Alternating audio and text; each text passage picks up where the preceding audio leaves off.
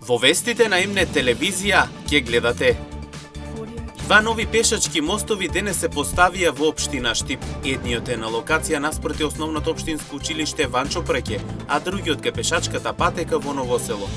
Целта на истите е да се олесни преминот за повозрастните и за учениците. Општина Штип почна постапка за добивање на право на сопственост за објектот Дом за стари лица, кој е изграден до фаза на карабин. Се чека одговор од институциите.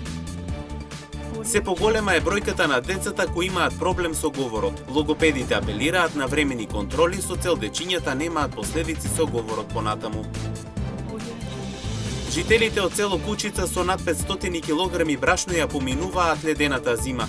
Велат дека овде снеговите се над 1 метар, ама услови за живот се уште има. Со вестите почнуваме веднаш по рекламите. Останете со нас.